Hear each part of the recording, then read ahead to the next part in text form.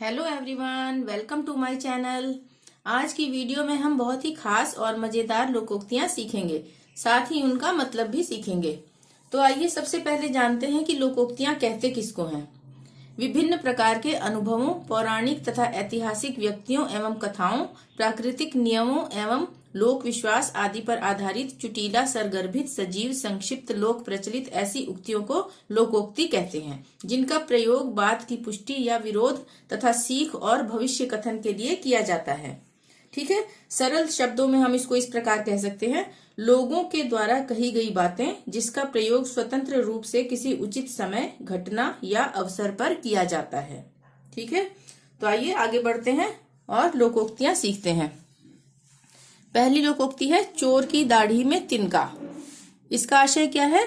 अपराधी का शंकाग्रस्त रहना, यानी जैसे चोर, किसी ने चोरी की हो या अपराध किया हो तो वो हमेशा शंका में रहता है ना कि हमें, मतलब मुझे कोई पकड़ ना ले, किसी को पता ना लग जाए, इस प्रकार की शंका होती है उसके अंदर। ठीक है, कोई मुझे ही दोषी ठहरा ना दे, दोष होते हुए भी। तो इसको कहते हैं अपराधी का शंकाग्रस्त रहना। छोटा मुंह बड़ी बात, यानी अपनी सीमा लांघ कर बात करना। ये तो बिल्कुल सरल है ना, छोटा मुंह बड़ी बात। नाच न जाने आंगन टेढ़ा, यानी अपना दोष दूसरों पर डालना। जैसे इस मुहावरे में भी पता लगता है कि किसी को नाचना तो आता नहीं है, पर वो कहता है आंगन टेढ़ा है, मैं नहीं नाचूंगा, मतलब दोष उस पे टेढ़े आंगन पे दे रहा है। ठीक है, आम के आम गुठली के दाम, यानी दोगुना लाभ होना। आम भी बिकता है, गुठली भी बिकती है। ठीक है ना, गुठली से भी दवाइयां वगैरह बनती हैं, कुछ और भी चूर्ण वगैरह बनते हैं। तो आम तो बिकते ही है, गुठली भी बिकती है, यानी दोगुना लाभ होना। जो गरजते हैं वो बरसते नहीं, ज्यादा बोलने वाले काम नहीं करते या काम नहीं करता। मन चंगा तो कठौती में गंगा। इसका मतलब क्या है? यदि मन शुद्ध हो तो तीर्थाटन का फल घर में ही मिल सकता है। जैसे हमारा मन बिल्कुल साफ है तो हम घर में ही, अपने घर में छोटा सा मंदिर होता है, उसमें पूजा करते हैं सच्चे मन से। तो हमारे लिए कोई भी बड़ा मंदिर या कोई तीर्थाटन, जो भी तीर्थ स्थान, कोई भी मतलब नहीं रखता है। हम घर में ही अच्छे से प्रार्थना कर सकते हैं।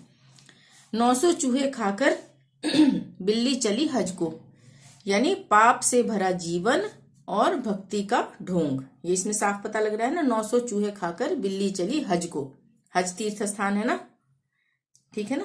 तो पाप से भरा जीवन और भक्ति का ढोंग। मुंह में राम बगल में छुरी, यानी मुंह से तो राम राम राम राम कर रहे हैं और अंदर उनके कपट भरा हुआ है, दूसरों के प्रति ईर्ष्या, द्वेष, शत्रुता आदि भरी हुई है। तो कपटपूर्ण आचरण, इसका मतलब होगा कपटपूर्ण आचरण। मान न मान मैं तेरा मेहमान, यानी जबरदस्ती गले पड़ना। खरबूजे को देख खरबूजा रंग बदलता है, यानी संगति का प्रभाव पड़ता है। हाथी के दांत खाने के और दिखाने के और। हाथी के दांत होते हैं ना, बाहर भी होते हैं और अंदर भी होते हैं। तो दिखाने के और खाने के और दिखाने के और, यानी इसका मतलब भी है कपटी व्यवहार। बंदर क्या जाने अदरक का स्वाद, यानी जानने वाला ही कद्र कर सकता है, या हम इसको ऐसे भी बोल सकते हैं, मूर्ख व्यक्ति गुण का आदर करना नहीं जानता। 9 की लकड़ी 90 का खर्च, इसमें भी साफ पता चल रहा है ना, कम लाभ अधिक खर्च।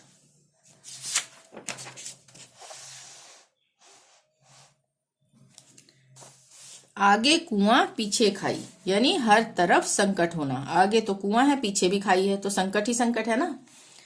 एक अकेला 2 11, एकता लाभदायक है।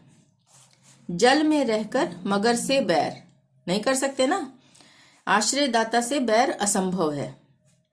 सांच को आंच नहीं, यानी सच्चे को कहीं डर नहीं। सांच माने सच्चा और आंच का यहाँ पे प्रयोग किया गया है डर के लिए। ठीक है, सच्चे को कहीं डर नहीं। सांप भी मर जाए और लाठी भी ना टूटे, यानी कि बिना हानि के काम बना लेना। भागते भूत की लंगोटी सही, यानी जो मिल जाए वही सही, वही ठीक है। होनहार बिरवान के होत चीकने पात, यानी आरंभिक लक्षण से ही किसी के व्यक्तित्व का ज्ञान होता है। खोदा पहाड़ निकला चूहा, ज्यादा परिश्रम कम फल, थोड़ा फल। ठीक है ना, इसका साफ पता लग रहा है ना। खोदा पहाड़ निकला चूहा, इतनी मेहनत कर ली हमने पहाड़ खोद खोद के और क्या निकला, चूहा निकला। तो ये किसी भी मतलब ज्यादा परिश्रम हो जाएगा और थोड़ा फल हो जाए, कहेंगे इसको। रस्सी जल गई ऐंठन न गई, स्थिति दयनीय होने पर भी घमंड करना। न रहेगा बांस न बजेगी बांसुरी, यानी झगड़े या मुसीबत के मूल कारण को ही नष्ट कर देना। जब बांस ही नहीं रहेगा तो बांसुरी कहाँ से बनाएंगे और कैसे वो बजेगी, ठीक है। तो झगड़े या मुसीबत के मूल कारण को ही नष्ट कर देना। उल्टा चोर कोतवाल को डांटे, अपना अपराध स्वीकार न करके पूछने वाले को ही दोष देना। अकेला चना भाड़ नहीं फोड़ता, यानी अकेला आदमी बिना दूसरों के सहयोग कोई बड़ा काम नहीं कर सकता।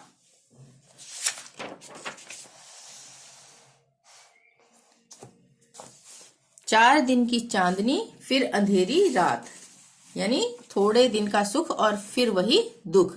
यहाँ पे चांदनी किसके लिए प्रयोग किया गया है, सुख के लिए, और अंधेरी रात दुख के लिए, ठीक है। ईश्वर की माया कहीं धूप कहीं छाया, भगवान की माया विचित्र है, कहीं सुख है तो कहीं दुख है। अब यहाँ पे सुख और दुख किसके लिए प्रयोग किया गया है, धूप किसके लिए, दुख के लिए, और छाया, छाया में हमें अच्छा लगता है ना, गर्मी में जब हम छाया में बैठते हैं तो ये सुख के लिए प्रयोग किया गया है। इसी से ये अर्थ निकल के आता है कि भगवान की माया विचित्र है, कहीं सुख है तो कहीं दुख है। एक अनार 100 बीमार, यानी एक चीज के लिए अनेक चाहने वाले, एक चीज के अनेक चाहने वाले। बोए पेड़ बबूल का तो आम कहाँ से होए, यानी बुराई का फल बुरा ही होता है। अब हम कांटेदार बबूल होता है ना, तो उसको हम बोएंगे तो आम तो नहीं निकलेंगे ना उसमें से, उसमें बबूल ही लगेंगे ना, बबूल के पेड़ में बबूल ही उगेगा, ठीक है। तो अब है अगला, अंधेर नगरी चौपट राजा, जैसा राजा वैसी प्रजा। इससे हम समझते हैं चौपट राजा मतलब मूर्ख राजा हो गया। तो मूर्ख राजा जहां का राज्य जो भी होगा तो उसमें प्रजा भी तो वैसी मूर्ख ही होगी, वो क्या सिखाएगा उनको। तो उसी से बना है ये अंधेर नगरी चौपट राजा, जैसा राजा वैसी प्रजा। आंख का अंधा नाम नयन सुख, यानी गुण के विपरीत नाम। आंख का तो अंधा है वो, और नाम रख दिया नयन सुख। ये हम इसी से समझ के इसका अर्थ निकालेंगे, यानी गुण के विपरीत नाम। अंत भला तो सब भला, यानी ये तो बहुत ही आसान है ना, अच्छे कार्य का अच्छा फल मिलना। घर फूंक कर तमाशा देखना, यानी स्वयं की हानि करने पर अफसोस ना होना।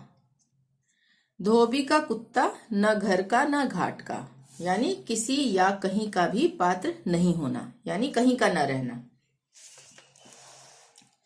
जैसे एक उदाहरण देते हैं कि रमेश ने 2 जगह नौकरी के लिए अप्लाई किया था, तो वो उसका एक जगह का पहले ही इंटरव्यू देने का टाइम आ गया, तो वो वहां से उसको रिजेक्ट करके कहता है मैं तो दूसरी जगह काम करूंगा जो मुझे बहुत अच्छी नौकरी मिलेगी वहां। तो वो वहां जाता है, वहां से उसको मतलब कि किसी कारणवश निकाल दिया जाता है कि नहीं, उसका इंटरव्यू अच्छा नहीं है। तो वो उधर का भी नहीं रहा और इधर का भी नहीं रहा, यानी दोनों जगह का ही नहीं रहा। तो इसको कहते हैं धोबी का कुत्ता घर का ना घाट का। डूबते को तिनके का सहारा, असहाय के लिए थोड़ी सी सहायता भी बहुत होती है। 5 उंगलियां घी में, यानी लाभ ही लाभ। नेकी और पूछ पूछ, इसका अर्थ क्या है, भलाई करने के लिए अनुमति की आवश्यकता नहीं, ठीक है ना। नेकी मतलब भलाई का काम हो गया ना, नेकी करना, और उसके लिए क्या पूछने की जरूरत है, यानी भलाई करने के लिए अनुमति की आवश्यकता नहीं है। तो ये थी लोकोक्तियां। वीडियो पसंद आई हो तो प्लीज लाइक जरूर करें, चैनल को सब्सक्राइब करना ना भूलें और अधिक से अधिक शेयर करें, जिससे अन्य हिंदी प्रेमी भी इसका लाभ उठा सकें। थैंक यू, मिलते हैं नेक्स्ट वीडियो में। Till then bye bye.